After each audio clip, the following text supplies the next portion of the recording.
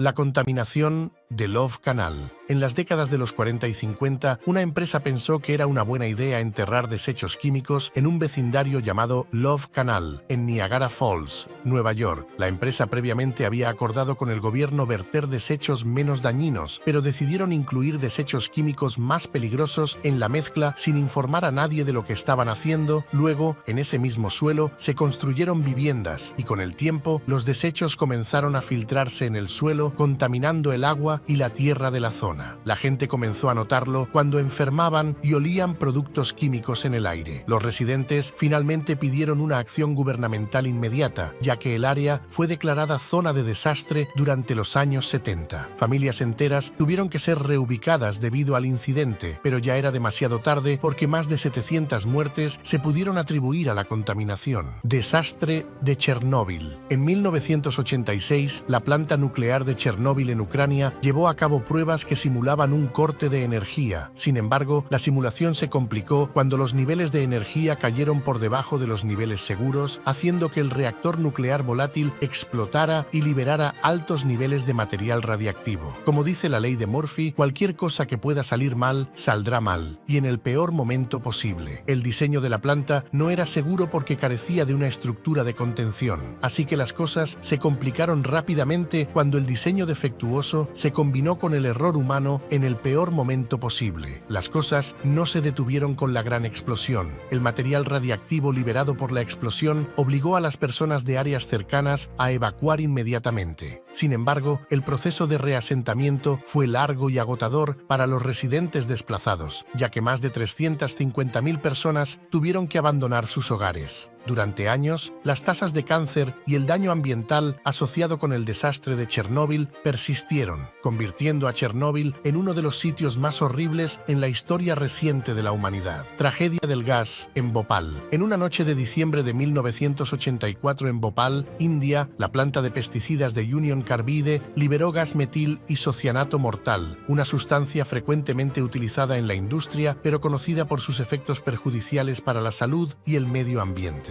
La causa del incidente fue una combinación perfecta de equipo deficiente, negligencia y reducción de costos. La planta misma ya tenía tecnología obsoleta y medidas de seguridad problemáticas. Los trabajadores estaban mal capacitados y apenas seguían los protocolos de seguridad por razones de reducción de costos. Pero la cereza del pastel fue el desperdicio químico simplemente dejado dentro de la planta, esperando que ocurriera algo terrible en cualquier momento dado. Los sistemas de seguridad de la planta fallaron la noche del desastre y el gas comenzó a filtrarse al aire. Miles de personas en la zona cercana se despertaron ahogándose y con una sensación de ardor en los pulmones. Más de 3.800 personas murieron por ese incidente solo unos pocos días después. En cuanto a la empresa responsable del desastre, enfrentó batallas legales y problemas financieros hasta que la empresa Dow Chemical Company la compró en 2001. Derrame de petróleo de Deepwater Horizon.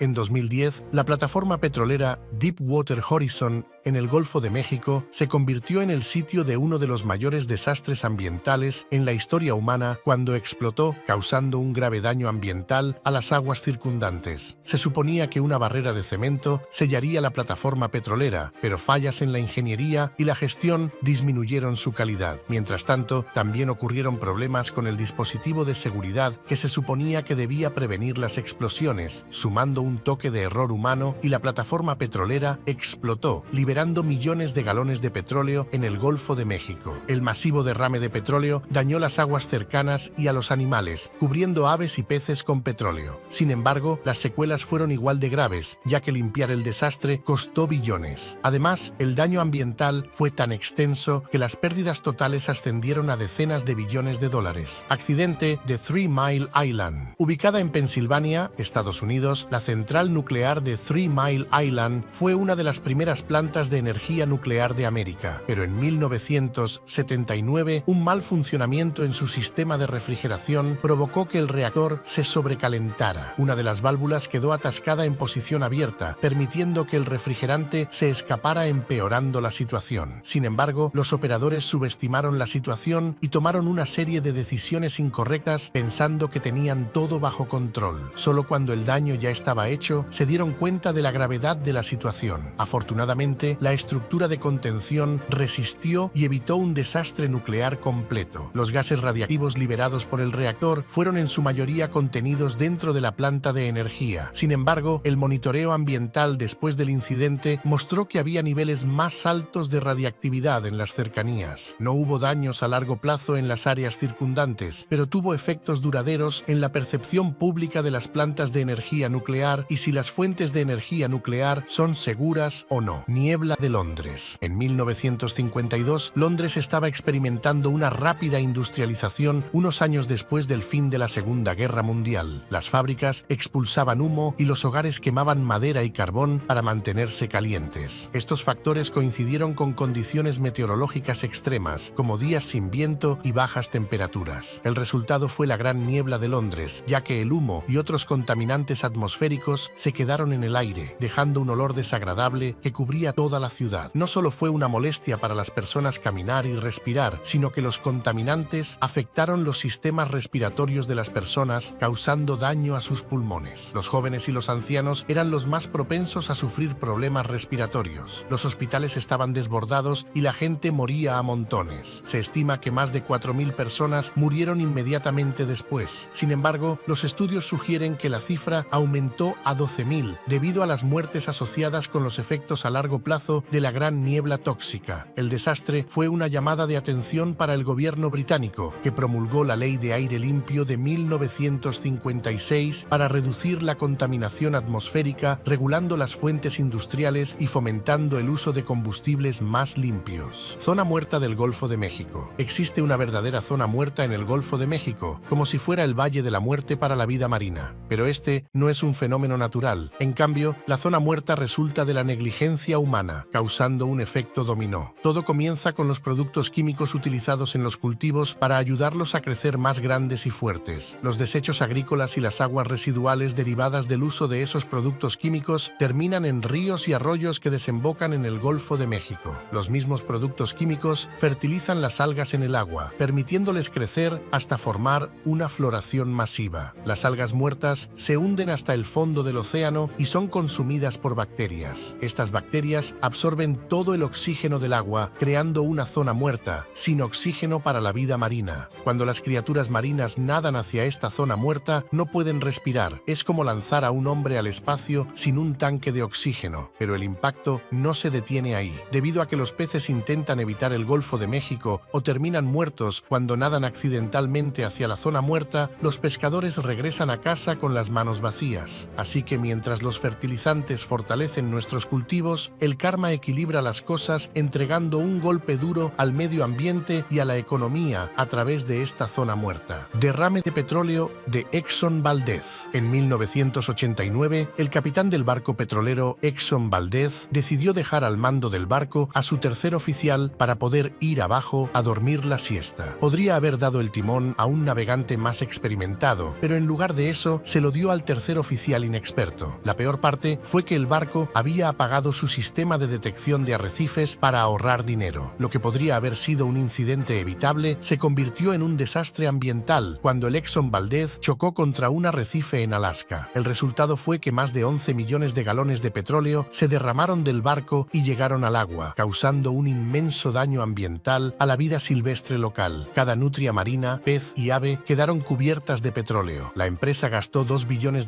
para limpiar el desastre. Se gastaron otro $1 billón para resolver cualquier cargo civil y penal que resultara del derrame de petróleo. En cuanto al capitán, inicialmente se informó que estaba ebrio cuando ocurrió el accidente. Eventualmente fue absuelto de los cargos de conducir bajo los efectos del alcohol, pero aún fue considerado responsable por haber dejado al barco bajo el cuidado de un subordinado inexperto.